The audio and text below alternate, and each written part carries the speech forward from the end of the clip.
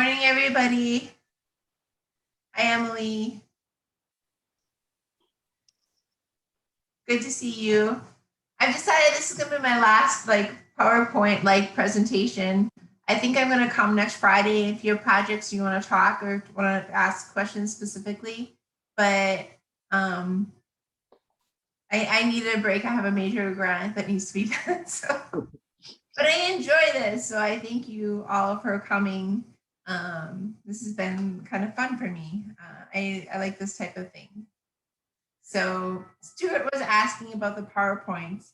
So everything that I've been doing is in this grant writing drive that you should have access to see.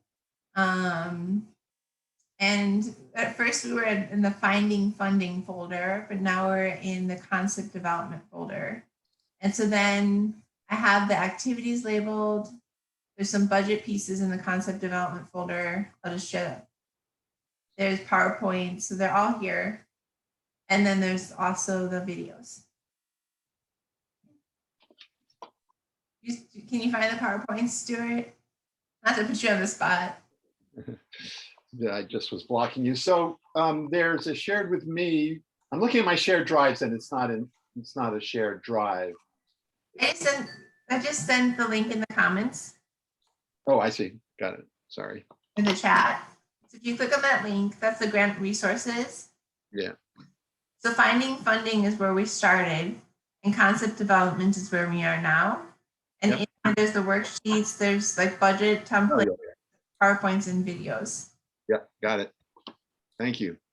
So that's for anybody who has the link can view. I think it's open to anybody from Hawaii.edu email or something like that. I think that's how I set it up. We'll see. It's a work in progress. So now I have something there, and I'll put the PowerPoint from today on it as well. So last time we talked about activities and project design. Anything that stood out as a review?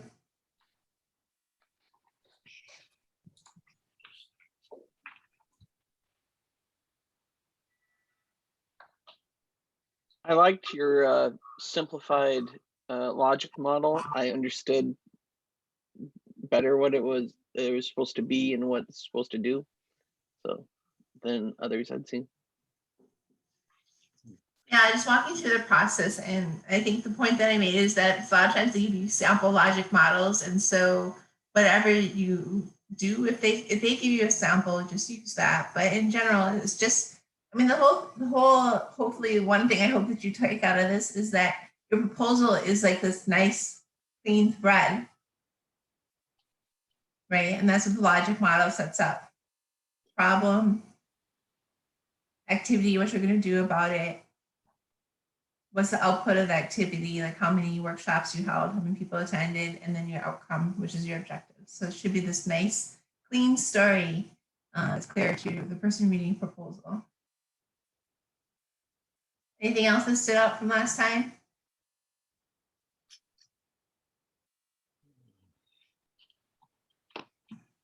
Give the funder what they're looking for. That is, aim at what they're, be very specific about what it is that they want.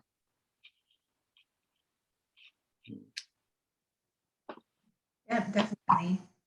Yeah, just to add to Stuart, like how you were saying last week, the plan of action or the methodology is like the heart of probably the proposal or the grant, right? So focus a lot on that to be clear, I guess.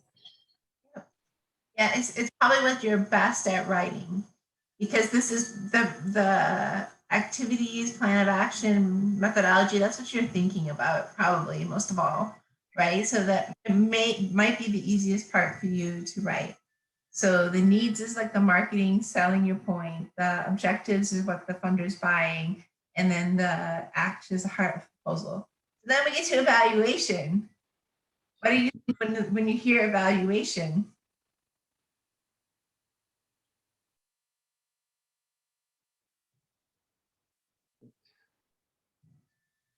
Are you asking what that makes us think of, or Yes. what's our reaction to that? Yeah. What's your chances of actually getting this grant?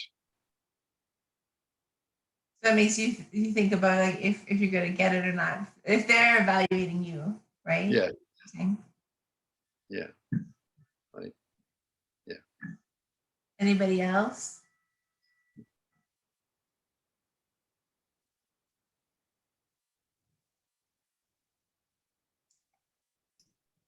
For me, it's basically from what you've planned or what your goal, right? And then you're doing that assessment of how close or far that you reached your goal, right? The extent to which you reached your goal. That makes sense. Yeah. I think that's exactly how I think about it. I'm gonna share my PowerPoint and we're gonna start talking about the evaluation.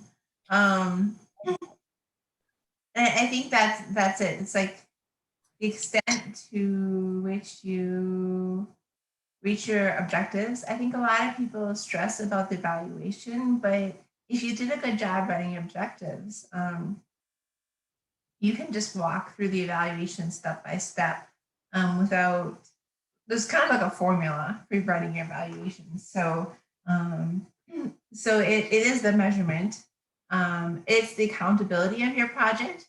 And it can help ensure that your project stays on track. So it's kind of a way of taking little tests along the way to make sure that you're going to meet your mark or on target to meet your mark.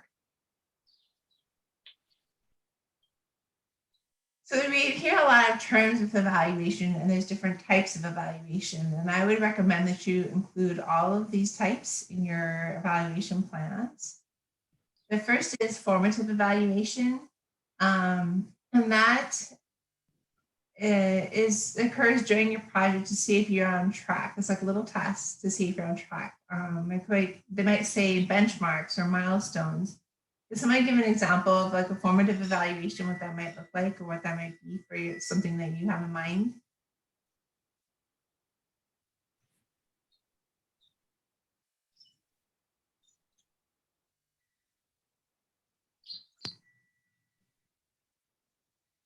Well, with the curriculum I'm currently developing and trying to think about getting money to work on further development. Formative evaluation could just be like, say, for example, doing a focus group with those who have piloted and seeing what they think worked and what didn't work. And Yeah, definitely. Getting some feedback, surveys, focus groups, interviews, responses, to fine tune your project as it goes along. The summative evaluation is at the end of your project. And that's the final. Did you achieve your outcomes? So does someone have an example of that or could maybe try to give an example?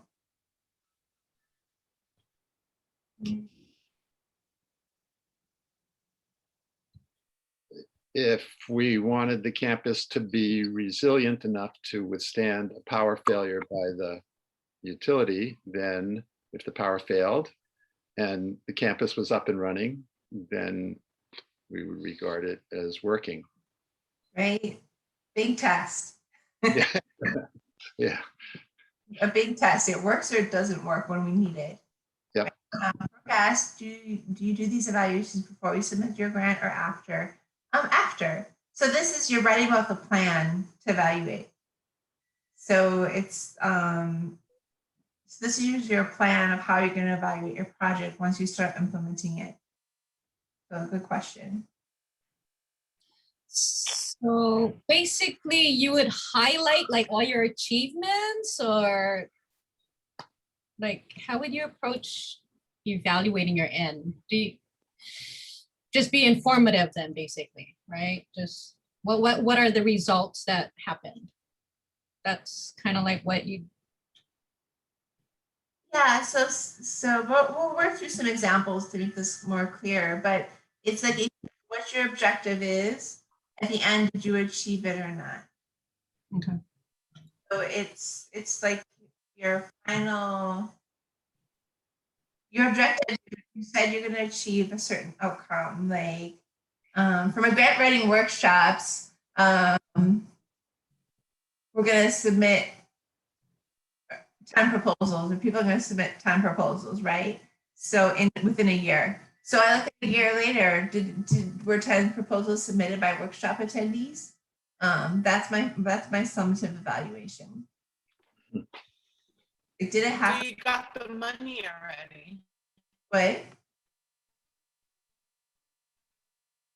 I think what Melissa is saying, guys, is you writing down how you're going to measure.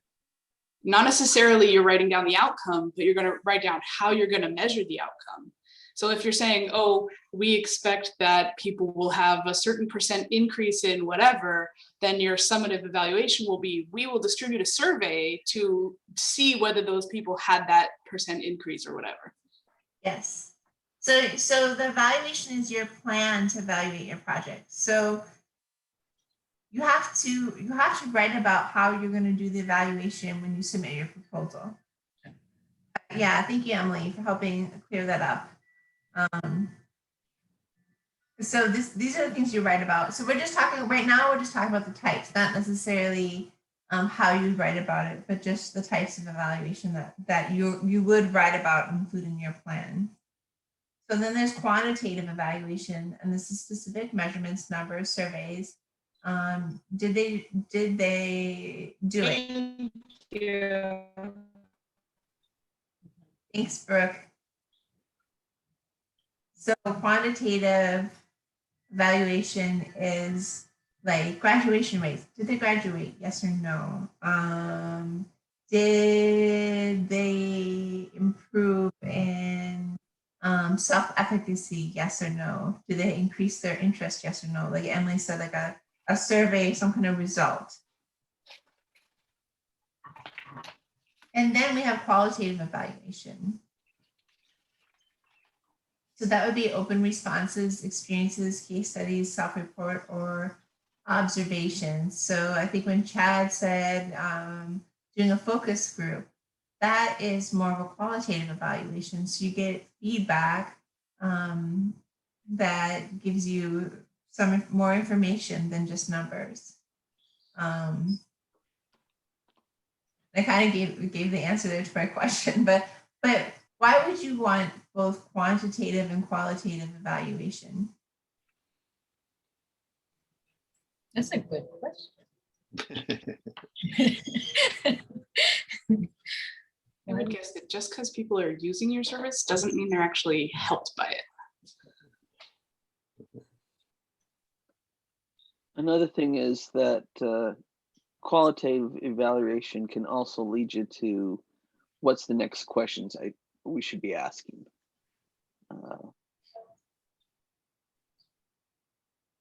Some things are harder to measure, but they could be very revealing in a qualitative way. Yeah, it gives depth, I think, to your numbers, because you might have achieved your outcome. So say you have more like X amount of people are going to use the services, or X amount can achieve this, but as Emily said, maybe they didn't like using those services, or they have ideas about how it worked, the processes of how it worked for them. And it also helps you, like Chad said, next questions, and it helps you refine what's going on when you get that qualitative evaluation piece. So when you write your plan, you need to think about the formative and summative. So formative is the evaluation that happens during your project. Summative is the final end.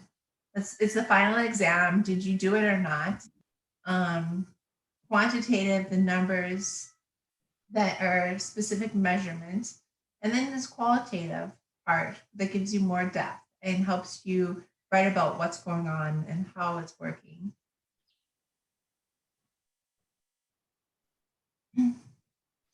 So when you're writing your evaluation, it's a plan for measuring your objectives. It's how you'll measure each objective. So generally tackle it by objectives, not by the whole thing. You tackle each objective one at a time. include what types of data will be collected. What formative data will let you know that you're on track. So you always want to have a plan for taking formative evaluation. So little tests to see if you're on the right trajectory to achieving your objectives. You want to say who's going to collect that data, how will the data be collected, when will it be collected, and how will the data be used? Because if you're just going to collect the data, what good does it do? So what are you going to do with this data that you collect? So let's go through an example. I like this objective. Nice.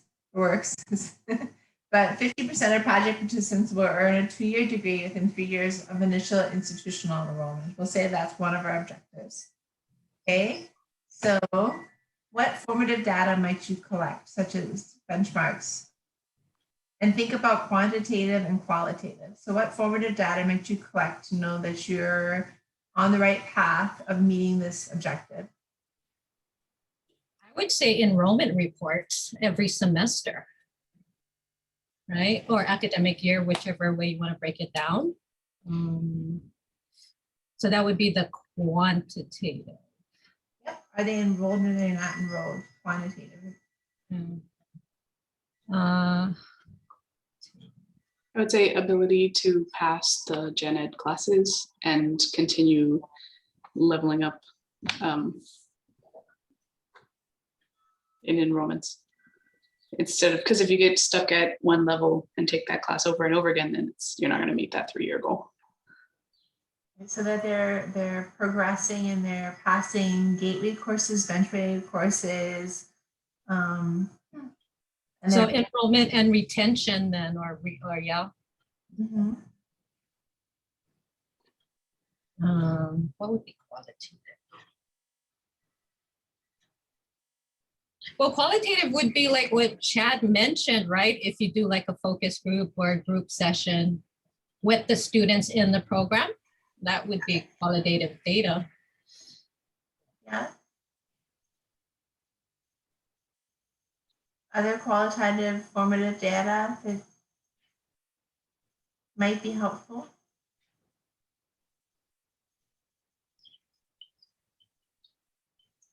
Students' reports on how they like the program that they're in. Mm-hmm. We can go opposite and look if there's any drop rate too, right? Mm-hmm. Yeah, or what problems that they're having, something like Yeah. that. Like, what kind of issue they have. Yeah, that's something you definitely can do about it. If you ask the students, are you having challenges or what barriers might you have to graduating within 3 years?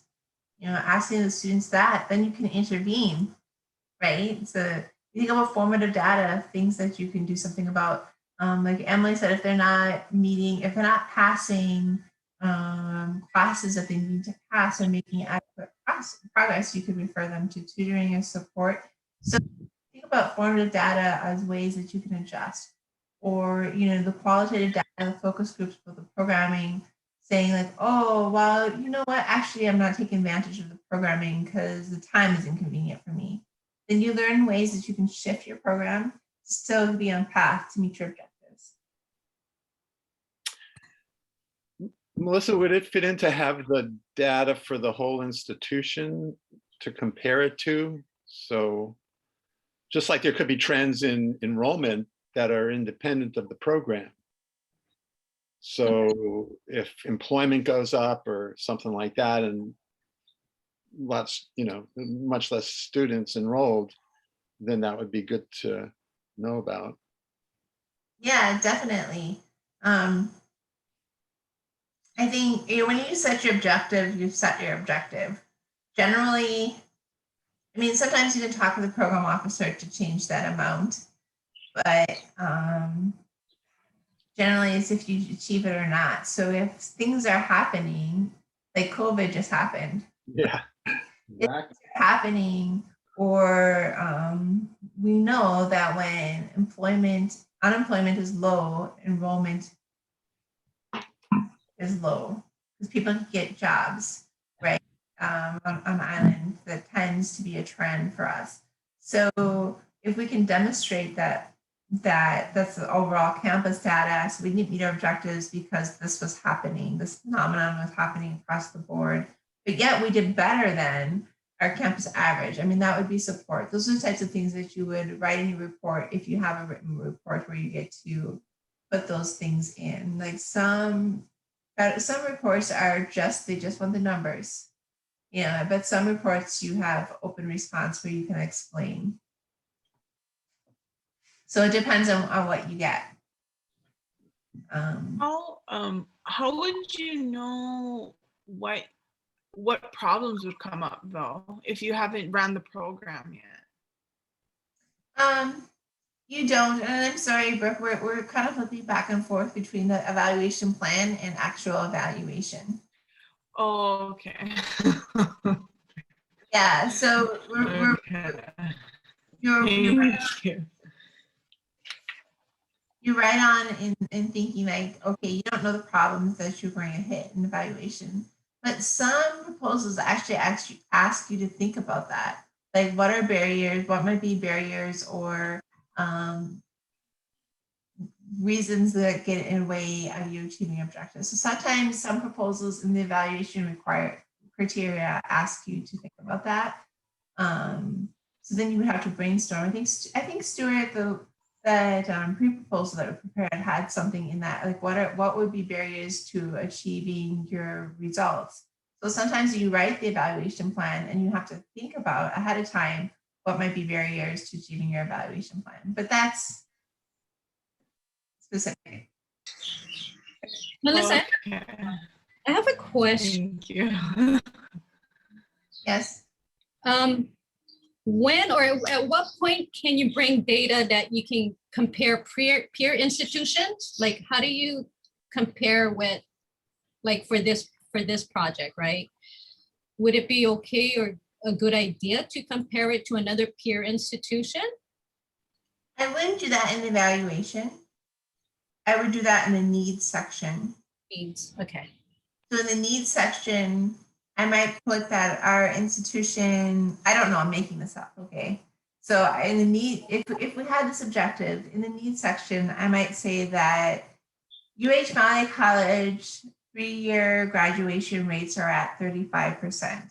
I'm not sure what they are at the moment, but they're at 35%. The University of Hawaii Community College 3-year graduation rates are at X%. Okay.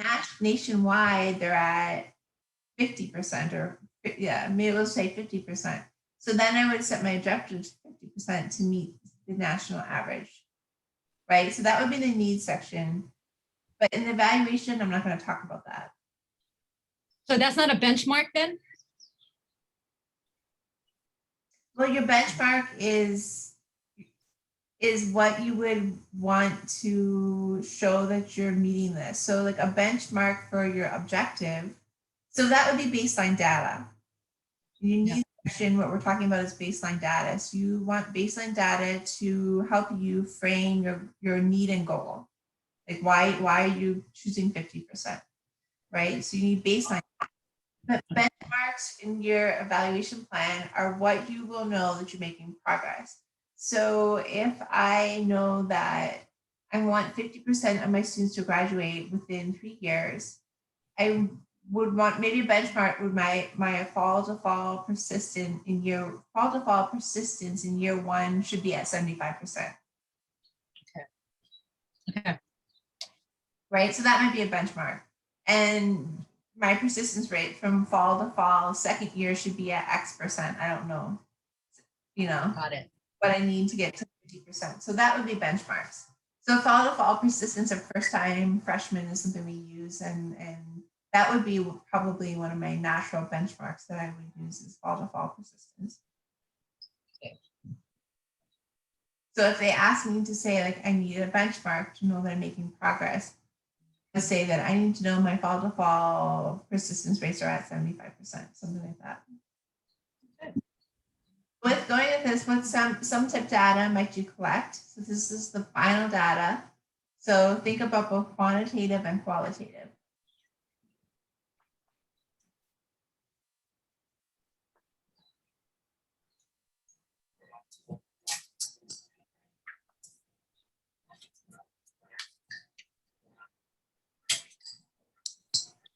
So quantitative data for this one would be like how many people graduated within 3 years of initial enrollment. And then the qualitative data would be something like, did this program help you to succeed in some way? Or what about this program helped you and what about this program would you improve, or something like that? Yeah, perfect. So I think we kind of talked about where would we get this information. If we were writing about it, we would say who would collect it and when might they collect it. So that would be thinking through, like, okay, we're going to get transcripts, or we're going to look at the STAR database, or if it's outside of our UH system, we might look at the National Student Clearinghouse. So where are we going to get this information? Or we might have an exit survey to get the qualitative data. There might be advising case notes, right? And then who might collect it? Well, advisors might meet with the students to collect if they're planning to graduate and if they're making adequate progress, right? The director might get the final reports and the timing of it. If maybe there's advising that happens in the early spring, like February or March, April, before the students re-enroll. And that's when you'd be collecting some of the formative data, and then the summative data you would collect at after a few months after your graduation. So you won't want to collect in May because it hasn't hit for everybody, right? So maybe you collect that in August or September.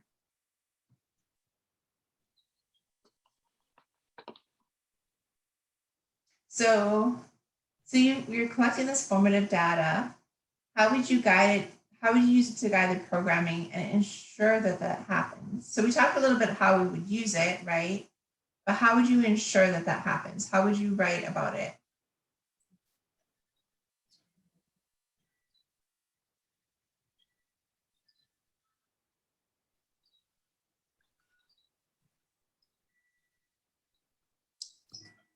You could say something like, if such and such a percent is not met, then we will increase our meetings by 1 night a week or something. Right. To intervene, having more gathering, and just even having meetings in general that you're going to discuss this. Like, how often are you going to discuss if you're meeting benchmarks? How often are you going to discuss progress? So that's your planning that you might do. And then you also need to write about how much you use the summative data. What might you do with the summative data that you get?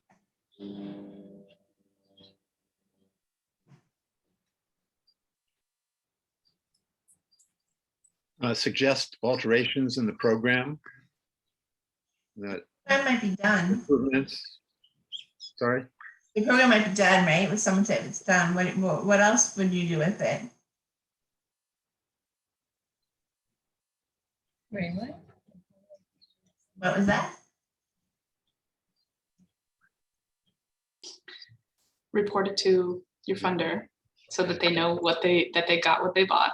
There you go. And then I would use it as a foundation for future grants writing process and say, look, we achieved our goal, or here is where we didn't achieve and we would like to address this further need, or something like that. Yeah, definitely. And also,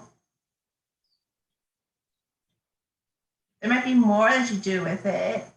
I know someone made this great like STEM/cooking project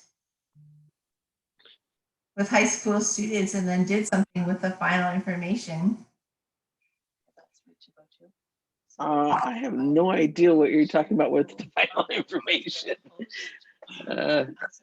So if you can tell me, then You presented I don't remember. it, right? Oh yes, yeah, we presented it at a conference. Right. So people might want to hear your good results. So what worked for you in similar types of programs. So to get the word out there. That's cool, because then someone else can use it as baseline data. Yeah. And a baseline project or implement it themselves. maybe not as a grant project, but in a program they're already doing or things that they're already doing.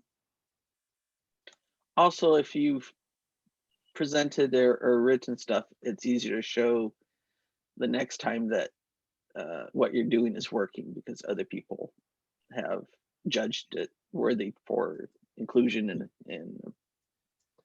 in something. Yeah, so publications, a trail of success, helps build your confidence. Some proposals have sections have to do with capacity of the team. Not all grants proposals, but some proposals have capacity of the team. So if you have a history of presenting conferences and publications, that shows that they can have confidence that you can do this project. So here's a really simple sample. It's not so simple. There's lots of words in it. It might be hard to follow, but this is just a way that you could just walk through your objectives. So this is one objective. It says objective 5, post-secondary degree attainment. Tables are great. If it has to be double spaced, I don't like tables, but if this can be single spaced, you can just kind of organize the information. I would say always respond to each objective separately. And you don't want to just have tables as your evaluation section. You want to say how you're going to use this information, like, just describe the process. Advisors meet monthly with their students. They get the qualitative information, know if the students are making progress. We meet with the supervisor weekly to discuss issues. We meet with an advisory committee or board, possibly biannually, twice a year, once a year, to show our progress and to get feedback. So I would just always consider having some kind of advisory board for your projects. And it doesn't have to be something really big and formal. It could be like a team of similar programs at the college, of other directors, just to say, like, hey, this is what we did this year. Here's the great things we did. Here's where we struggled, and then you can get feedback. So that strengthens your program. But if you see in this table, I just kind of walked through it: formative, quantitative, qualitative, summative, quantitative, qualitative. It's a lot of what we talked about: data type. So formative, earn degrees towards, or earn credits towards degrees. Qualitative, the students' plans. Summative, if they earned the degree or not. Qualitative, some kind of exit survey and responses. Instruments like the transcript. The college achievement plan, basically some kind of individual plan that this program is making. When, by whom, what are you going to do with it? So if you see in quantitative, formative, like, are they making progress to the 3-year degree, and provide the resources, so you're helping the students. In the summative, how analyzed, used, and reported, APR's annual performance report, campus reports, right? Those are things that you can do with it. So this is just a simple way to think through it, because I think people get nervous about writing their evaluations plan, but you just tackle it by each objective. Boom, boom, boom, boom, boom, discuss it, and then it's done. So another sample of what that might look like in text. Same program, different year, had to double space it, right? So I put formative quantitative data, formative qualitative data, my benchmark. There's my 75% of seniors persist fall to fall. Summative quantitative data and summative qualitative data. So it's basically the same thing as the chart, just written out. Who's going to do it when? How is it going to be used? It's really just a thought process. Like, what am formative quantitative data? What am I going to measure in the moment to make sure I'm on track? Formative qualitative data, what kind of additional open response information can I get to strengthen what we're doing in the moment? Benchmark, how do I know if I'm achieving this? Summative quantitative data, did I achieve it or not? And summative qualitative data, basically additional depth of information to know how this program worked. And those are nice things to highlight. Like, sometimes students have great responses in open surveys that you didn't know how much it helped them, and that can add to some kind of annual report that you do quoting some of your students. Questions about that? So then let's talk about research, because research tends to get confused with evaluation. So research is a systematic planned investigation to increase knowledge. This is not like some out there like solid definition. This is just a Melissa definition to try to help explain it. Research varies by discipline, but basically you have this plan to investigate research questions. So, as I said, the standards vary by discipline. So most of our community college proposals do not include research. So I'm just going to cover this briefly. Like if you're writing an NSF grant, like Chad does, then you are going to have research in it. But a lot of our grants tend towards education, programming, training. So most of our proposals, we're going to do the evaluation by objectives, which we walked through. But a research plan is the methodology to do actual research, to add to a body of literature and to add to what's known. So when you plan your proposals with research, usually the research questions are part of, well, they have to be part of their initial proposal. You have to put out there the questions you're going to explore. So in educational research, there are things like, did the intervention significantly achieve the intended results? What works for whom and why? Those are the types of things a lot of times we're looking at. And generally, if you're going to do research, you need a researcher on the project team that's familiar with research, educational research. So this is not a section that I ever do by myself. If we have this, I usually have a researcher as part of the team that would do this. But I wanted to just kind of touch on this idea of evaluation and research, because sometimes I think the terms are used interchangeably, but in the world of grants and projects, they cannot be used interchangeably. Which leads us to something else. When we have a research project, educational research project, and even a programmatic education and training project, we have this thing called third-party evaluation, or sometimes it's called external evaluation. So educational research, as well as many programmatic grants, require this impartial outside contractor to examine the project quality. So third-party evaluation goes beyond looking at the objectives like we did. They are looking at, are you doing what you said you're doing? What is the quality of your products? What did you achieve what you said you achieved? You said you got significant results. Is that really true? What is the qualitative part of the feedback of the program? So third-party evaluators are someone that's part of your team on the outside that's not biased, right? We think we do great things. So they're a check if you're going to be doing research, or if you're doing programming. Sometimes the funder wants this check to make sure that the quality is there, that it's a good project and that it's a real project. So let's look a little bit about, again, evaluation versus research. So your evaluation is formative feedback to fine tune and improve the project during implementation. So even if you have a third party or an external evaluator, they're giving you feedback too in the moment to help fine tune your project. Evaluation is looking at, did you achieve the objectives that you intended? What is the quality of the work that was done? And did the project do what they said they did? Third-party evaluation. Research, on the other hand, is looking if the intervention or phenomenon under investigation has statistical or significant results. Like, did it work? Did it work beyond a doubt? Can we prove it with data that it worked? And then the results add to the body of knowledge of what we know. And generally, there's an intent to publish in peer-reviewed journals or conferences. So that's a little bit of the difference between evaluation and research. I don't know if you have any questions about that.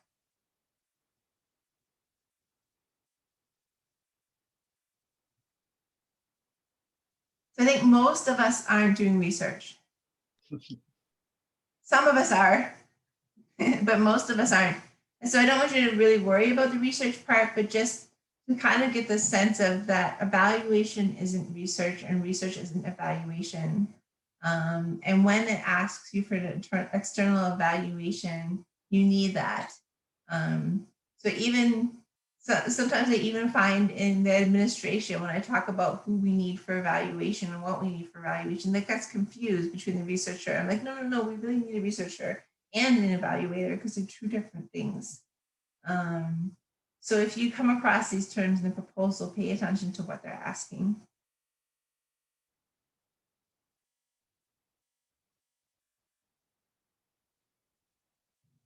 So if you're thinking about evaluation, where do you start with this? So if you just have to write your evaluation plan, you don't have external evaluator, you don't have researcher, you just go through the objectives. And it's just a thought process when you're thinking about the formative, summative, quantitative, qualitative. You just think through each little piece and put that in there. And if you just make charts and then discuss it, you're set.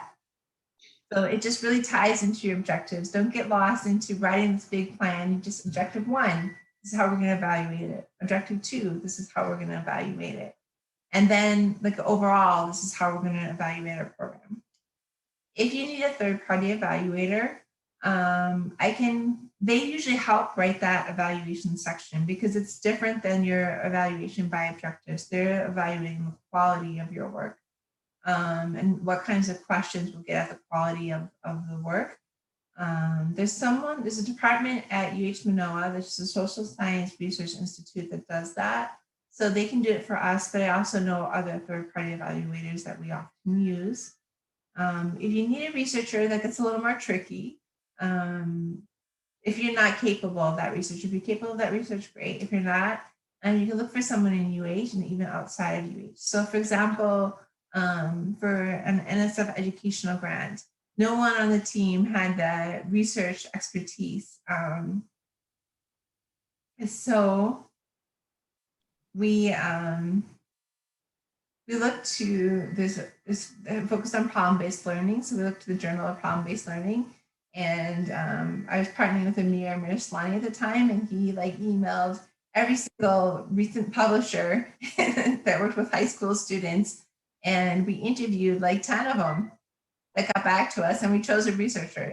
So there's ways, and some federal programs have grant people connectors that can connect you to researchers and evaluators. So it's a little tricky for the research part, but the evaluation you can do. You can just walk through it. Is there any questions about that? So that would be HNEI in the case of the Connected Communities Grant. HNEI, and that was their responsibility. They were the researchers. Would that be correct? Yeah, because we didn't have anybody else. We needed someone with that expertise. I think we wrote them in as the evaluators. Oh. And I am thinking, well, no, they were part of our research, weren't they? Yeah, they would have. It would have been the research in the sense that they were going to develop the algorithms that were going to make the machine learning work. That was their responsibility. And getting back to research again, would it be correct to say that it's mostly aimed at publishing, like a publication, like in a academic journal? Is that what the research is really aimed at? Yeah, add into the body of literature what's known. Because if we do research and we don't publish the research, how are we adding with what was done? So I think if it's a research project, they don't always have objectives. They tend to have more research questions. So the funder, like an NSF project, NSF is, instead of paying for objectives, they're paying for the outcome of the research questions. But if you don't publish it, no one benefits from that knowledge. So same with the energy grant. If we're doing research, if we don't get the information out there, if we don't either publish or distribute the information through conferences too, right? That might be more of a conference and provider kind of dissemination. If you don't get the word out there, the money wasn't well spent, right? So I guess when I've been focusing on saying that the funders are buying your objectives, they're also buying, buying the objectives for programmatic, like education and training programs, but in more research projects, they're buying the outcome of your research. And that you get that information out there. It didn't work, and that's valuable information too. I mean, it's not like that everybody's research has significant impact, right? We learn by knowing things don't work too. Are you saying that conference presentations are actually an alternative to publishing, or don't they go together? No, Chad? I would say no. That they are important, but they don't replace publishing. So then doesn't that say that ultimately any research project has to be aimed at some academic publication? Yes. Yeah. Thank you. But I'm gonna take a different view than Melissa for just a moment, and she and I have had this conversation a few times, but in varying degrees. But I think just about any, like, for example, educational thing. Yes, it may not be explicitly what the funder is looking for, but especially being a university or a part of the university system, my personal opinion is part of our responsibility is to do the research and publish on whatever we're doing. And when we go to funders and say, hey, here's what we've done in the past, especially since most of them are probably going to be PhDs that are reading it, they're going to want to see some publications based on what you did in the past. So my personal opinion is that you should always have a research mind to anything that we're doing, at least what we're doing at the university. I think it's a good perspective. There's some programs that we have that are really just really programmatic in the intent. But there's ones that, like Stuart, the energy projects really are getting this cutting edge technology idea out there, right? So research varies by discipline. We have programs like TRIO programs that really is about hitting your objectives every year. And also there's there's networks of professionals doing the same thing that are doing these programs. And so like our programs present often at these different regional and national conferences about what you're doing. So it does depend, like what could, like the TRIO programs get, they have to do an IRB, there's a whole protocol for research that they were going to publish, but they're still getting the information about what they're doing at conferences. So I think it varies some on what's the expectation of the funding source. NSF, absolutely, we need to publish for NSF grants. For TRIO grants, to get the word out there is good. I will say for the TRIO grants, they have 50 years worth of data saying it works, and so there's a lot less to go there.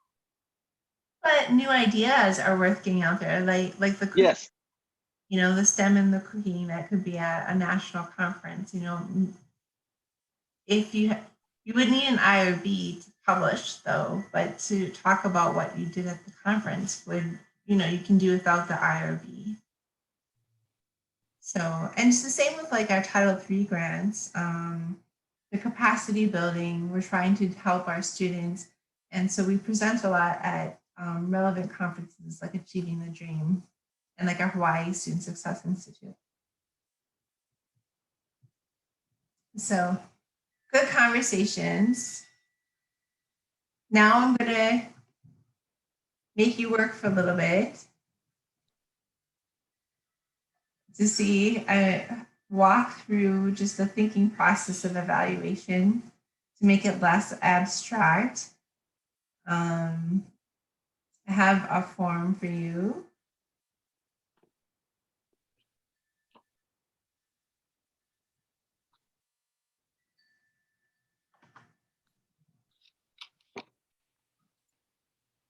So let me share.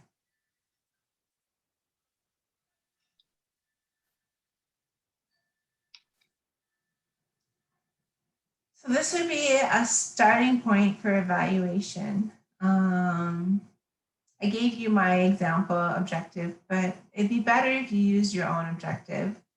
Just one objective, one idea, and just work through this table. Like, what would be your formative quantitative data for whatever objectives you have? What would be the formative qualitative data?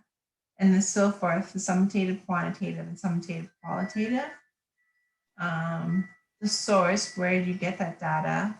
It could be something existing like a transcript, or it could be something that you do like a focus group or a survey.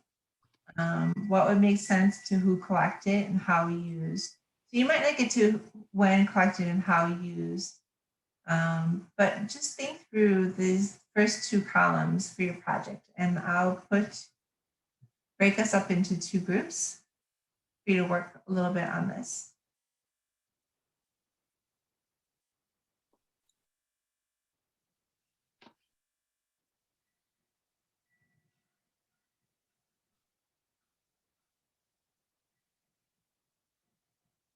Here we go.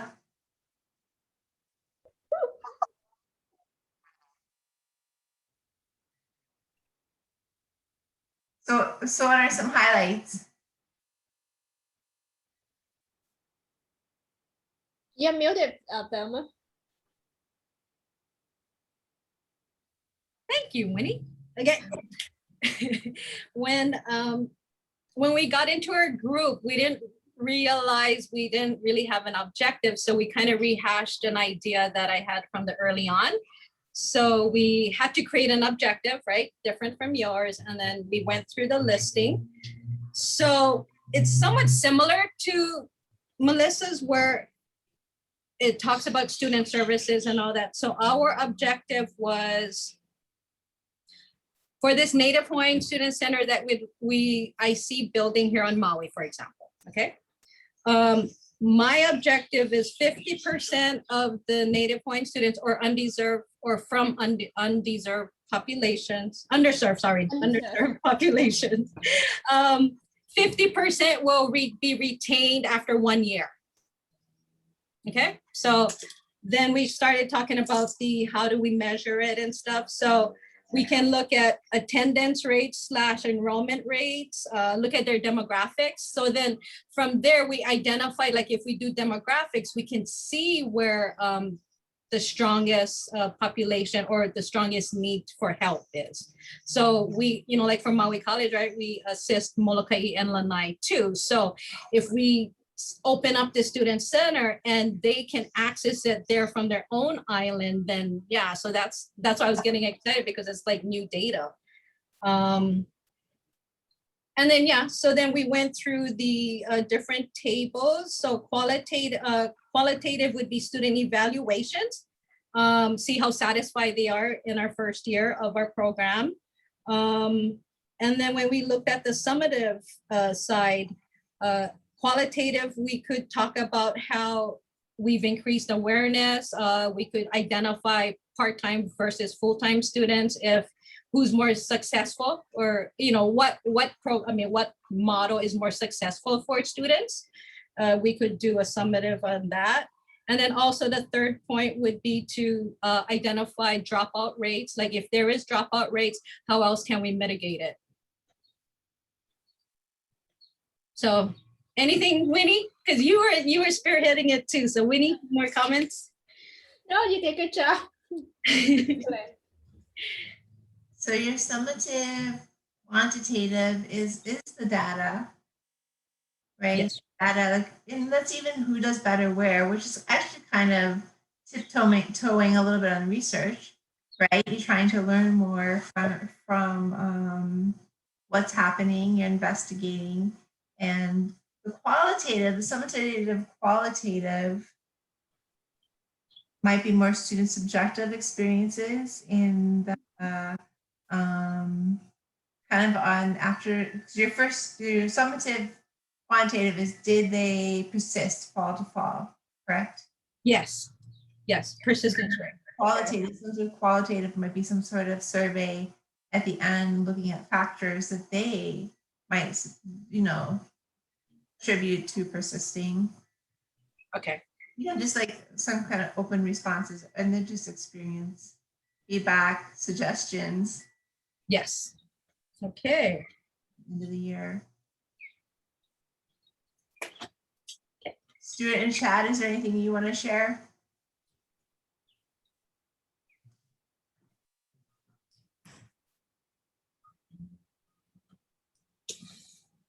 The idea of just the formative as a kind of a step-by-step or a measure of progress seems really critical to me, and it's kind of reshaping my thinking about the islanding and the resilience piece for the campus.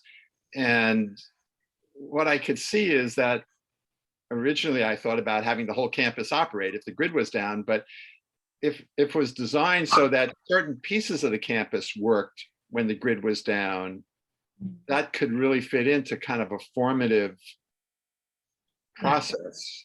So that, let's say, Paina was the most important thing because it's got all the food facilities or something like that. So we could say, like, the first part is just get Paina to operate. Paina, I mean, sorry, if the grid is down. And then could extend that to the rest of the campus eventually. Figure out how to design it in such a way that you could build out different parts. Chad and Stuart made me think a little bit about, so formative and summative aren't always straightforward, right? Because like in a project like Stuart's, it involves some planning and it involves construction, would you say, or like? Yeah, definitely procuring equipment and installing it. So this like, but designing also, like going back to the connected communities, like it's going to work as long as there's enough juice in the batteries to make things run. But that's not so simple to make happen. So Stuart, you would need to figure out how many juice you would need then, right? Well, we got them already. That's the thing. Campus just signed on and bought like $15 million worth of equipment, and they own it. And now they want to make it work in an optimal way.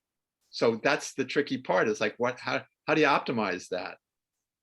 That's the question. So if the grid goes down, how do you make sure there's enough electricity in the batteries, enough energy in the batteries to keep the freezers cold or whatever it is? You gotta look at consumption then, yeah? Yeah, there's consumption.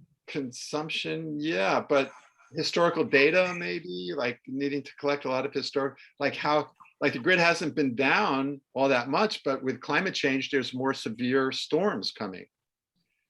So just going back to like one of the earlier ideas about need, and trying to emphasize like what the need was, that the Maui electric grid is like about a mile from the Maalaea Harbor, and there could be a tsunami that could take out the entire central plant of Maui. What would that be like for us if that happened?